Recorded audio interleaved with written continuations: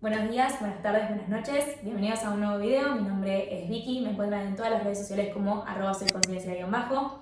Volvemos a traer al señor a este podcast porque lo pidieron, porque ustedes lo dijeron. Acá está, lo traje de nuevo. Axel, ya lo conocen. Buenas, ¿cómo andan?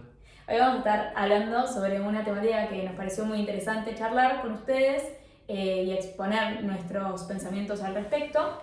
De hecho, surgió después un reel que subí hace unos meses, porque ya venimos pateando este podcast hace un tiempito, porque pasaron cosas. Sí. Han pasado cosas. Así que bueno, nada, hoy vamos a hablar sobre la comparación, el rechazo, la validación, que es algo que siento que está un poco ahí latente en la vida de todas las personas. Y puntualmente creo que es por las redes sociales. Vamos a hablar un montón de eso. Así que para empezar, eso, estamos todo el tiempo como expuestos a la vida de otras personas en redes sociales y ya la comparación pasa a ser como algo como casi que inconsciente. O sea, vos abrís Instagram y empezás a ver las historias y vos decís, están las Maldivas a las 2 de la tarde un martes, yo estoy acá trabajando, yendo y viniendo por acá, o sea, como que ya me empiezo a comparar sin quererlo, o sea, ni siquiera es como algo que yo lo estoy buscando. Y no solamente eso, o sea, cuando abrís un reel y ves chicas que están, no sé, todos modelos en medio en París, no sé, en la costa amalfitana en Italia, y vos decís, pero ¿cómo puede ser posible que esté viviendo toda esta situación, o sea, en un mundo completamente diferente al mío y yo estoy acá? Y como que todo el tiempo esa comparación existe y siento que las redes sociales la alimentan muchísimo. Sí, totalmente. El hecho de estar expuestos a una mayor cantidad de personas a las que estábamos anteriormente o a las que cualquier humano estaba expuesto anteriormente dispara a nuevos problemas y nuevas situaciones que tenemos que resolver, como por ejemplo esto que mencionás de comparaciones que no son voluntarias porque realmente uno no ingresa a una red social y empieza a decirse a sí mismo, a ver, me voy a comparar, voy a compararme a mí, a mi situación, a mis habilidades, a lo que me rodea con todo eso de otra persona, sino que simplemente inconscientemente uno entra en las redes con otro objetivo, como por ejemplo entretenerse, ver qué están haciendo las personas influyentes que conoces, ver qué están haciendo las personas con las que te relacionás en el día a día, y sin querer, sin buscarlo, empezamos a compararnos y estar observando de forma automática lo que hace, lo que tiene o lo que deja de hacer o de tener otra persona. Y eso, bueno, nos genera distintas sensaciones que son las que queremos conversar y ver si podemos aportar algo que pueda ayudar un poco. Sí, ni siquiera es solamente gente como que me guste, como por ejemplo Taylor Swift, o gente que conozca de la facultad o gente que conozca así de algo, sino que es gente de cualquier lado del mundo que no necesariamente tiene que ser famosa para que yo sepa de su vida, simplemente me aparece en la lupita y vos decís, ¿cómo puede ser posible que yo termine comparándome mi cuerpo, cómo me veo, lo que hago, cuánta plata tengo, dónde vivo, todo por alguien que ni siquiera conozco, que no sé nada de su vida, ni siquiera sé su nombre real porque es un nombre de un usuario en Instagram y andás a ver si eso inclusive es real? Sí, ese número de personas a las que estamos expuestos a compararnos creo que es un factor clave a analizar. Hay un antropólogo británico llamado Robin Dunbar que se dedica a estudiar las relaciones humanas en sí y escribió varios libros acerca de estos temas, y uno de sus libros, que se llama Amigos, que es un libro bastante bueno y de hecho lo recomiendo bastante, nos brinda un número que es 150, que según el mismo Robin Dunbar es el número máximo, la capacidad cognitiva máxima del cerebro para tener de relaciones estables un ser humano. El número, la verdad, es que es debatible. ¿Por qué 150 y no 151? ¿Por qué 150 y no 200? Pero la realidad es que tiene un sentido desde una base evolutiva. Recordemos que los seres humanos vivimos en grandes sociedades desde no hace mucho tiempo. Aproximadamente hace unos 10.000 años adoptamos la agricultura. Antes de esos 10.000 años, la realidad es que nos dedicábamos a cazar y a recolectar. Es decir, vivíamos en tribus. Tribus que iban desde 100, 150, a lo sumo 200 humanos por tribu. Por lo tanto, nuestro cerebro, que en 10.000 años no ha cambiado, recordemos que para que haya un cambio genético a nivel gen de verdad, tienen que pasar millones de años, es decir, en 10.000 años no se adaptan los genes. Por lo tanto, nuestro cerebro sigue siendo el mismo que el de los cazadores, recolectores de las antiguas tribus, y por lo tanto ese cerebro evolucionó para vincularse con 150, 200 personas como máximo. Y eso es lo interesante, es decir, compararnos es algo natural, pero estamos acostumbrados, evolucionó nuestro cerebro a través de millones de años para compararnos con 150, 200 personas, donde evidentemente yo voy a ser inferior en algún aspecto, en algún rasgo, en alguna habilidad a 200 personas, pero siempre voy a poder ser el mejor en algo, o al menos el segundo o tercero mejor, o al menos sentirme bien posicionado en una pirámide o en una escala que yo haga inconscientemente. Ahora, cuando yo me comparo con miles, con millones de personas, es probable que no sea ni el top 100, ni el top 1000 en nada de lo que hago, y en lo que mejor me siento, incluso esté en el puesto 1.000.000. Y eso realmente nos genera distintas sensaciones que vamos a hablar más adelante porque tenemos datos y estudios que están buenos para analizar, pero eso explicaría un poco por qué toda esta disyuntiva y por qué todo este malestar que estamos sintiendo, o que por lo menos en nuestro caso nosotros dos, tanto como personas que te han escrito y demás, experimentamos día a día. Bueno, esto es una temática que a mí me pasa, o sea, que la tengo todos los días en sesiones, la tengo todos los días en mensajes que me mandan por Instagram, entonces por eso también me pareció importante hablarlo del tema y me parece súper interesante lo que estabas contando, y que no solamente eso, que estamos como expuestos a tantas personas, sino que posta no sabemos realmente de la vida de esas personas, porque uno también elige el ángulo en el que voy a mostrar algo, lo que quiero decir, lo que no, lo que me guardo para mí mismo, es como un recorte muy, muy chiquito de la realidad de las personas y no tenemos ni idea de lo que realmente está pasando a esa persona detrás de la pantalla. Totalmente, padecemos de una visión sesgada ya que no vemos la totalidad de la vida de la otra persona, sino un fragmento específico que la persona decide compartir. Y fíjate que es una comparación muy injusta porque nosotros sí conocemos la totalidad de nuestra vida personal. Cuando digo la totalidad me refiero a nuestros aciertos, nuestros fracasos, nuestros buenos y malos momentos. Y nosotros comparamos la totalidad de nuestra vida contra un fragmento específicamente seleccionado de la vida de alguien más. Y esa comparación es realmente injusta, ya que la otra persona no elige mostrar toda su vida, lo cual está bien y no tiene por qué hacerlo, pero nuestra comparación inconsciente es de la totalidad de nuestra vida con un fragmento específico de la vida de otra persona, seleccionado de forma premeditada, generalmente recortado, filtrado, amoldado y presentado de la mejor manera posible. Claro, eso es injusto. Es re injusto. La comparación sí. Es injusta, digo.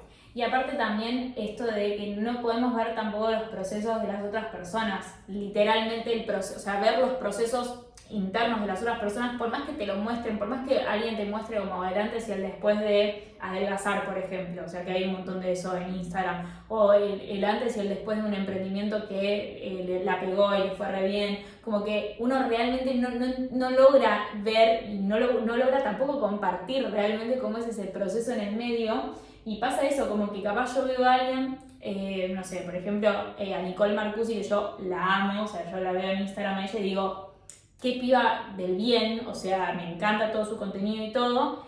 Y si ella, o sea, muestra su proceso, porque yo lo he visto, la sigo desde que ella hacía marketing digital hasta ahora que hace diseño humano, o sea, y pasó en el medio por un montón de eras y etapas. Y si bien yo vi todo ese proceso, como que siempre lo vi como de ella siendo exitosa o ella siendo que le va bien, ¿me entendés?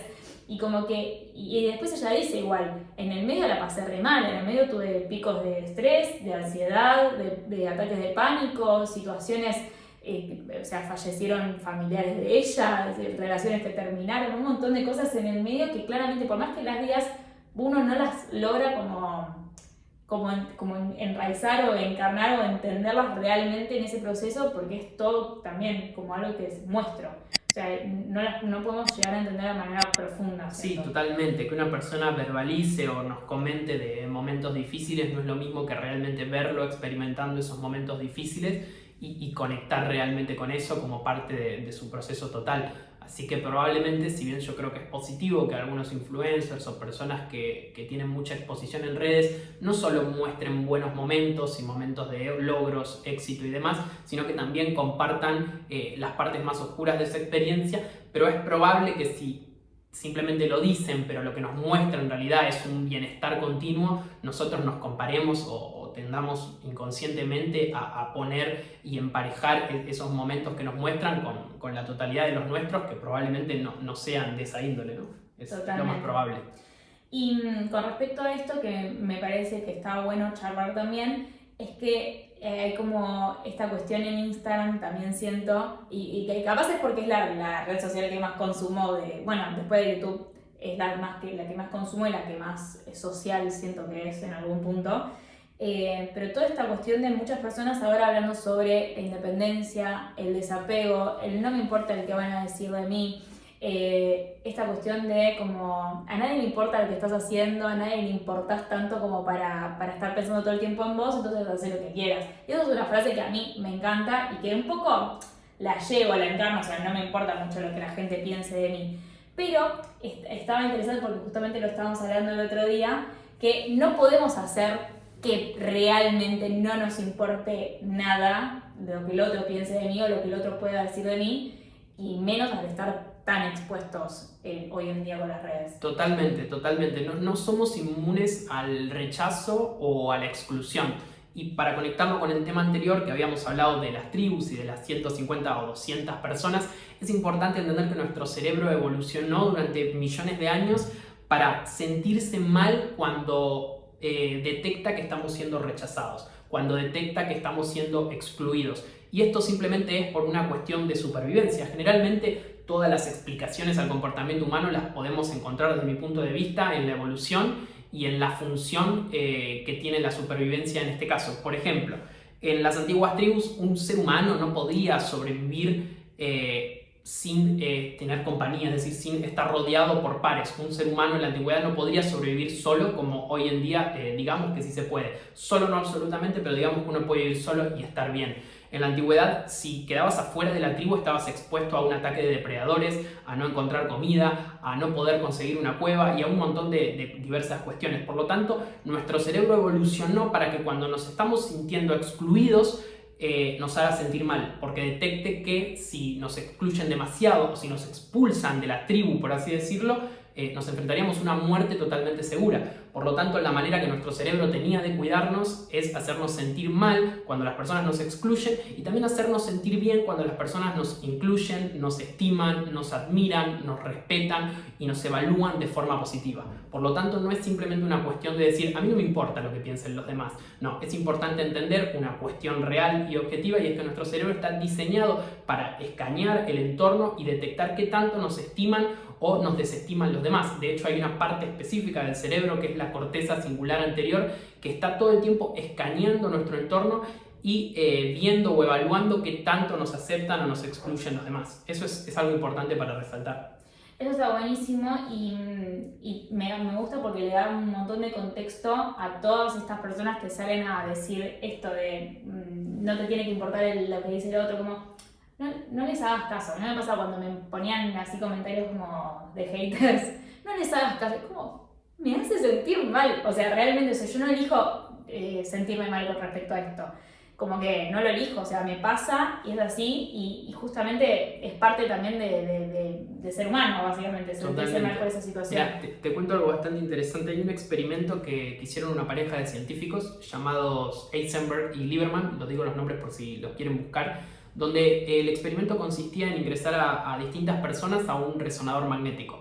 Un resonador magnético es una máquina, un aparato que nos permite escanear y ver qué partes de nuestro cerebro se encienden ante determinados estímulos. Y lo interesante del experimento es que cuando exponían a un humano a un estímulo, por ejemplo, de rechazo o de exclusión sobre sus pares, se encendían las mismas partes del cerebro que se encendían cuando recibíamos un estímulo de dolor físico. Es decir, cuando, por ejemplo, un grupo de amigas tuyas se juntan y no te invitaron a esa juntada, se enciende la misma parte de tu cerebro representando este dolor emocional que si te hubieran dado un golpe que te genere un dolor físico.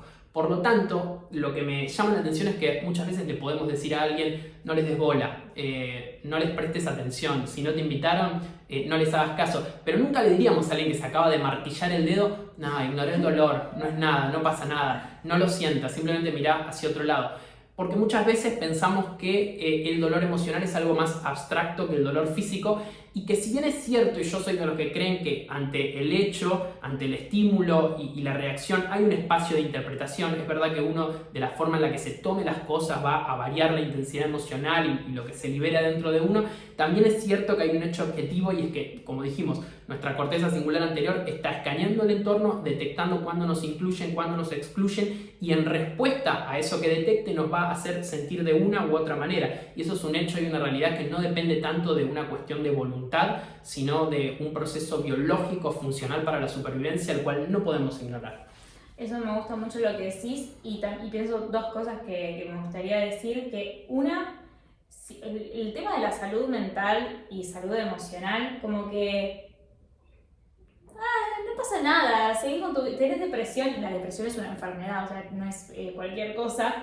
Levantate de la cama, salí, mirá el sol, tomate un licuado, ¿viste? Como que no lo toman realmente como lo que es, o sea, porque alguien que tiene cáncer o le falta una pierna o no sé, tiene cualquier tipo de enfermedad física, no le digas, o sea, anda a hacer esto, ¿entendés? Como que de las cosas que son más abstractas o que no se ven como expresado en el cuerpo, como que uno piensa que lo puede como sobrellevar y sin hacer nada, hacer como si nada y seguir adelante. Y en realidad todo lo contrario, o sea, la depresión se tiene que ir a tratar, básicamente. Sí, tenemos que entender que también nuestro cerebro es una maquinaria donde se desarrollan procesos complejos y donde se liberan distintas sustancias químicas que cuando lo podemos observar de esa forma entendemos que no es tan subjetivo. Como vos dijiste, si a alguien le cortan una pierna, no le podés decir, bueno, pero corre igual, aunque no tengas la pierna. Bueno, cuando una persona, por ejemplo, está en un proceso de depresión, donde, por ejemplo, no sé, su cerebro no está liberando un neurotransmisor como la serotonina para poder experimentar más niveles de felicidad y demás,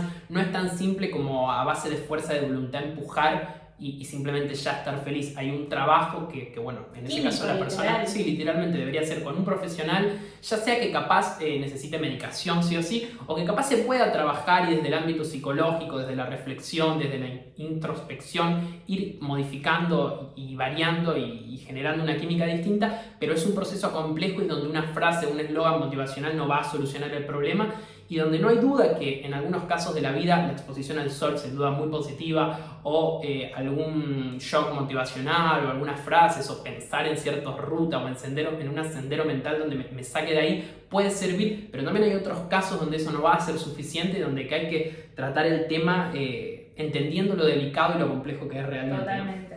Y otra cosa que me parece también como importante de lo que habías dicho es aprender que uno puede no tomarse personal las cosas, o sea, como que hay una brecha entre la situación, o sea, lo que pasó y mi reacción a eso y como el cómo es lo más importante, o sea, porque a vos te puede pasar lo que sea, pero depende de cómo vos lo tomes y cómo vos lo transites, va a cambiar un montón esa experiencia en sí. Entonces, ahí como para mí lo más importante es, en lugar de hacer como que nada me pasa o que nada me molesta o que todo me resbala de lo que piense el otro, es tal vez como decir, bueno, a ver, de esto que me están diciendo, ¿qué tanto creo yo que es real? O sea, ¿qué tanto de esto que me están diciendo creo yo que es real? Porque yo lo pienso en mí misma o por lo que sea. ¿Y qué tanto es invento del otro o esa persona hablando de sí misma pero bardeando a mi amigo, diciéndome algo a mí. Entonces como que tener ese momento de reflexión de decir, ok, este comentario me duele, o sea, no vamos a hacer que no me duele porque claramente me están diciendo algo feo o me están como rechazando o lo que sea, cualquier situación puede ser un comentario, puede ser cualquier cosa, pero como tomarse el tiempo de decir, bueno, me duele, acepto que me duele, no me hago la otra, la que nada, no me importa, no siento nada, porque yo fui esa persona, o sea, como, a mí no me importa, como, y en realidad en el fondo como que te machaca un poco el corazón porque es químico, o sea, es parte de nuestro cerebro.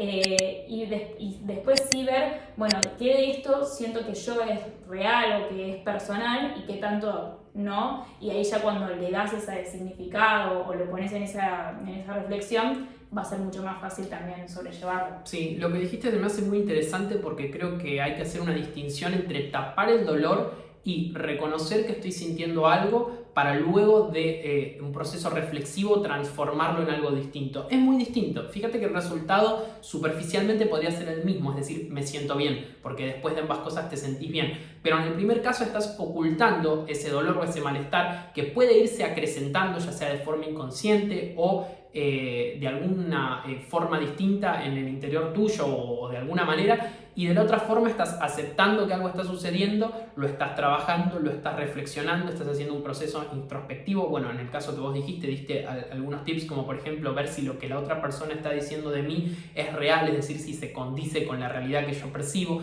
si por lo tanto creo que no, que está diciendo algo más en base a lo que la persona piensa de sí misma. Capaz ninguna de las dos, capaz realmente está confundida y es la manera que tiene de ver las cosas. Pero independientemente de eso, estás haciendo un proceso de análisis y luego estás haciendo un proceso de análisis sobre cómo te sentís vos por eso que la persona dijo y también cómo podrías reinterpretar toda esta situación para sentirte de otra manera. Eso es algo muy distinto a simplemente ignorar el hecho y decir no me pasa nada, yo estoy bien, digan lo que digan, no me afecta de ninguna manera. Fíjate que el objetivo en ambos casos es el mismo, terminar sintiéndome un poco mejor, pero el proceso es muy distinto y yo estoy seguro que a largo plazo va a haber diferencias, sobre todo si esa persona es una persona con la que nos vinculamos. Si una persona con la que nos vinculamos diariamente dice algo sobre nosotros que nos molesta o nos hace sentir mal, simplemente lo ignoramos, nuestra relación va a continuar, pero de forma inconsciente yo creo que se va a manifestar en nuestro comportamiento a la hora de relacionarnos con esa persona. En cambio, si nosotros hacemos un trabajo interno, estoy seguro que a largo plazo va a valer más la pena. Y además porque, bueno, yo creo que la vida también es interesante cuando uno reflexiona acerca de lo que le pasa, no vivir tan en automático sin pararse a cuestionar un poco lo que estoy viviendo y lo que estoy sintiendo, ¿no? Total. Creo que eso es importante. Y bueno, como para ir cerrando un poco toda esta charla que estuvimos teniendo hasta recién, hay algo que también veo mucho en estas personas que dicen, bueno, no me importa lo que digan de mí, lo que piensen de mí, digan lo que quieran, hagan lo que quieran, como que todo me resbala. También esta cuestión de no necesito que nadie me valide, ¿no? Como, no necesito que nadie me valide, yo me valido a mí misma sola, que está buenísimo validarse a una misma, trabajar su amor propio, autoconcepto, confianza en uno mismo, todo esto está buenísimo, pero una cosa es ser confiado en uno mismo y confiar en nuestras capacidades, nuestras cualidades y todo, y otra cosa es ser una persona que literalmente es antisocial en algún punto porque no permite tampoco que sus vínculos o personas que están a su alrededor sean de alguna manera partícipes de su vida, porque en realidad al fin y al cabo somos seres vinculares. Y esto para mí sigue siendo igual, para mí una persona sola no puede vivir. O sea, no hay duda. No hay duda y de hecho hace un rato dijimos que por una cuestión de función adaptativa el cerebro nos hacía sentir mal cuando nos sentíamos excluidos. Y también hay una función opuesta, es decir, hacernos sentir bien cuando nos incluyen. De hecho, nuestro cerebro libera distintos neurotransmisores como por ejemplo las endorfinas o la oxitocina cuando nos sentimos aceptados, validados, incluidos por las personas que nos rodean. Es decir, nuestro cerebro nos recompensa haciéndonos sentir bien cuando percibe que las personas de nuestro alrededor nos quieren. Y esto es muy interesante porque se pudo estudiar y ver que en distintos animales que tienen menos receptores, por ejemplo, de oxitocina en el cerebro que los seres humanos, esos animales que cuanto menos receptores de oxitocina tenían en el cerebro, más solitarios tendían a ser. Por lo tanto, eso nos está diciendo de forma totalmente directa que somos seres que necesitan relacionarse, que se sienten bien cuando se relacionan y que se sienten bien cuando nuestros pares nos validan, nos respetan, nos admiran, nos estiman, nos quieren, nos buscan y buscan tener un vínculo con nosotros. No podemos simplemente decir no me importa y yo creo que solo puedo estar perfecto, porque nuestro cerebro nos va a empezar a descargar químicamente un montón de cosas que nos van a hacer sentir mal. Y por el otro lado, cuando empezamos a tener buenas relaciones, buenos vínculos, un grupo de contención que nos haga sentir bien, vamos a empezar a ver la vida de otra manera, a disfrutar la vida de otra manera, y no es una cuestión de interpretaciones subjetivas, sino una cuestión cerebral, química, la cual no podemos ignorar. No, totalmente. Me encantó. A mí me parece que, y lo dije en algún otro video, que los vínculos postan la riqueza que uno tiene. Porque, si, por ejemplo, a mí me pasa algo buenísimo y a la primera persona que yo quiero salir corriendo a contarles a vos. O sea, literalmente todo el tiempo. Entonces es como que... Pero ni siquiera por mí, ¿entendés? Como, estoy contenta, pero es como estoy contenta para estar contenta con vos. O quiero, no sé, ganar X cantidad de plata para hacer X cosas con vos o con mi familia. O sea, como que uno termina haciendo las cosas un poco para compartirlas. De hecho, a mí una vez me partió el alma. Y perdón que yo la mencione todo el tiempo, pero bueno, y básicamente estoy obsesionada. Pero una vez Taylor ganó su segundo Grammy de álbum del año, y ella cuenta en el documental Miss Americana que cuando lo ganó era una locura que ella, porque ganó Grammy del año, que es algo, o sea, pocas personas han logrado lo que ella encima ganó 2 más, o sea, no lo podemos creer. Y es como un logro enorme para alguien como ella, para una persona de la música y demás, y que se sentía mal porque no tenía nadie con quien compartirlo, o sea, en el nivel de éxito que ella estaba teniendo en ese momento, o sea, con una pareja o con alguien que entienda todo el trasfondo que lleva su fama, básicamente. O sea, porque con su mamá sí lo podía compartir, con su papá, bueno, todo sí, con algunas sí, pero como que sentía que no tenía nadie a la par con quien podía compartir ese gran éxito, y como que me pasa eso, como te puede ir re bien, re exitoso en un montón de cosas, lograr un montón de cosas, pero si vos no tenés a nadie con quien compartirlo, no se ve de la misma manera, totalmente. Sabemos que algo muy importante para el bienestar psicológico y emocional de una persona es el sentido, encontrar un sentido en su vida, y un pilar o una parte muy fundamental de nuestro sentido son las personas que nos rodean, esos personajes que forman parte de nuestra historia, porque nuestra historia no se puede componer con simplemente nuestro personaje. Necesitamos otras personas en nuestra historia para que podamos formar realmente un sentido y tener ese bienestar emocional que buscamos. Por lo tanto, tener esos vínculos, y como para darle un cierre y una posible solución al tema, que no es una solución completa, pero es al menos una guía o una forma de intentar sobrellevar esta cuestión, es tener alguna cantidad, que no necesitamos que sea enorme, pueden ser 4, 5, 6, pero alguna cantidad de vínculos estables con los que podamos sentirnos seguros, a los que podamos escuchar y a su vez recibir el espacio para ser escuchados, los que podamos alegrarnos por los momentos en los que les vaya bien, y esas personas lo mismo con nosotros, y a la vez compartir los distintos momentos que no sean tan buenos de sus vidas como ellos de nuestra vida. Con intentar tener algunos vínculos que realmente sean profundos. No hace falta que sean consistentes en el sentido de cantidad de veces que los vemos, no hace falta estar todo el tiempo juntos, pero sí de vez en cuando. Como digo, no hace falta que sean miles de vínculos, tampoco hace falta que estemos todo el tiempo acompañados. Necesitamos tener, aunque sea algunos vínculos que realmente sean buenos y profundos, y tener cierta periodicidad, aunque no sea diariamente. Creo que eso nos puede ayudar a sobrellevar esa cuestión. Y en cuanto a la cuestión de la comparación, el simplemente hecho de ser conscientes de lo que estamos viendo en redes es una parte sesgada de la vida de los demás y no la totalidad. Y luego también desconectar un poco de las redes, intentar capaz no caer tanto en la lupita, y sí capaz ver las personas que realmente seguimos, que pueden ser personas con las que nos relacionamos de vez en cuando y son más humanas, y no seguir tanto influencer o tanta persona que capaz está llevando a cabo su negocio y que tiene que transmitir una imagen, que hay intereses de por medio, donde no está mostrando espontáneamente y de forma natural todo lo que es. Si bien nadie muestra de forma natural todo lo que es, probablemente una persona cualquiera del montón se asemeje mucho más a mostrar su vida real que una persona que vive de las redes y que tiene un condicionamiento y una necesidad de simplemente mostrar determinadas cosas. Eso como para que tengan una posible guía de qué se puede hacer para estar un poco mejor. Sí, totalmente. Dejen de vivir sus vidas a través de las vidas de otras personas y empiezan a concentrarse más en ustedes. Total. Bueno, les agradezco haber llegado hasta acá. Estoy muy contenta. Gracias por estar acá. Gracias por invitarme. Te han pedido y te van a volver a pedir. Yo estoy segura. Esperemos que sí. Así que bueno, gracias. No se suscríbanse, denle like, hagan todas esas cosas que me sirven para seguir. Ustedes aún saben lo que tienen que hacer. Así que bueno, ya.